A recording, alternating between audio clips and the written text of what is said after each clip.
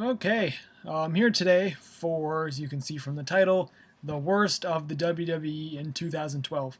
Now, let me tell you something. It was a lot easier making this list than it was making the best of the WWE in 2012. When you look back on it, I think it's pretty obvious to see that 2012 has not been WWE's best year by far, but it did have its highlights, but it also had a lot of low points and very, very bad Raw episodes, most of them coming during the 3 hours. But this is more, how many categories? One, two, three, four, five, six, seven, eight, nine categories. Pretty much took what I did for the best of, and I just kind of put worst in there where it fit. But I'm going to go down the list one by one. So, worst DVD release.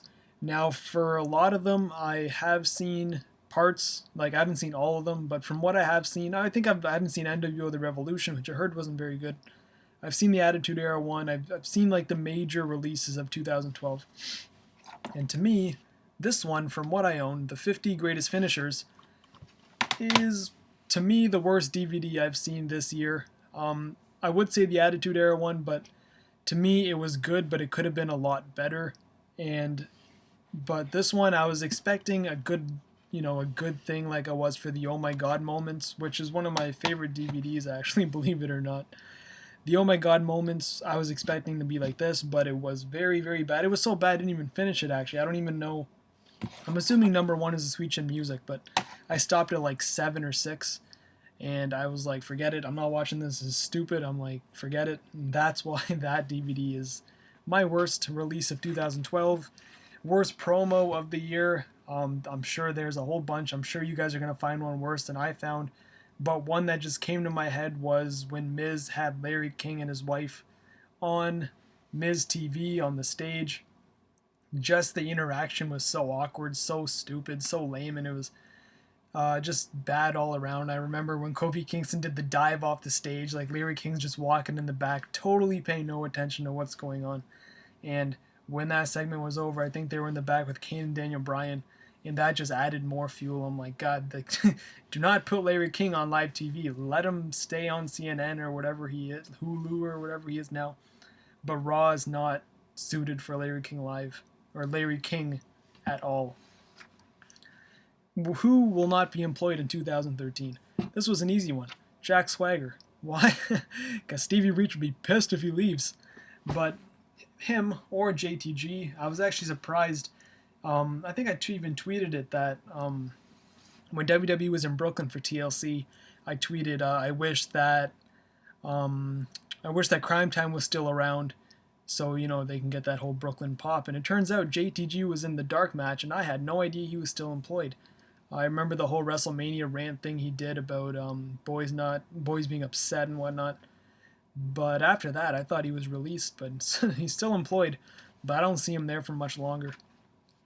Next is most disappointing debut. It has to be Tensai. I was expecting him to be a total wrecking machine when he came in, and he was. But I think the whole Albert thing really brought him down, and he just really never really broke out of the shell. He just kind of stayed at that lower level, and now he's just going like fast, way, way down. And he's another guy I wouldn't see there for too much longer. Worst Diva, this was an easy one. Oksana. If you guys seen her wrestle, if you guys seen her talk, you would know why. And worst feud, for me, it was Sheamus versus Del Rio because it was not believable at all. Because Del Rio, he was my superstar of the year in 2010, I believe. But like from 2010 to 2012, the guys just took a total nosedive, and I thought 2012 would be a real shining year for him, considering he came back, the WrestleMania Raw, the Raw after Mania. But he feuded with Sheamus, but he lost every match with Sheamus. He feuded with Orton, he lost every match with Orton, and now he's like a good guy. Like, what has he really accomplished in 2012? And for him being, I would say, on WWE's top 10 tier guy, he is not really impressed me, at least, at all in 2012. And then worst pay-per-view of the year, No Way Out 2012, with this is going to actually fit into my next thing, which included the worst match of the year. Worst, actually, it's not even the worst match. It was the worst pay-per-view main event, because God, Lord only knows how many bad matches there have been. But worst pay-per-view match of the year with John Cena and Big Show in a cage. And if, yeah, I don't even remember the whole gist of it, but that was bad. That feud and that match, or sorry, that pay-per-view and that match were very, very bad. Just, I don't even remember stuff on it. I'm sure if I go look quickly, I'll just find like a whole bunch of people bashing it. I'm not even gonna bother. I'm sure if you guys really want to know, I was looking at it before, and now I can't find it. And so that was worst pay-per-view, worst superstar. Like I said, Alberto Del Rio. And I kind of went on a rant already, so that kind of fit right in. That Del Rio 2012 has not been his best year, considering he's one of the top guys. Very disappointing. Hopefully he'll do better in 2013, but I highly doubt that. And look, I put a wig on my Liger mask. Here, actually, I'll bring it over. So now he's got the hair.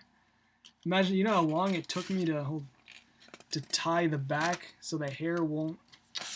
I felt like I was playing like dress up Barbie with someone.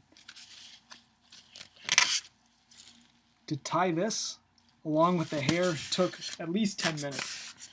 But I think it looks pretty sweet. We got Liger there with the hair. Actually, this is the same wig for you Legendary Assault guys. That wig was the one Legend Killer wore when he put on the Bret Hart tights. So there's a fun fact for you. But yeah, there's the worst of 2012. And hope you guys actually, I'm probably not going to make a video. Hope you guys have a happy new year. Be safe, everything.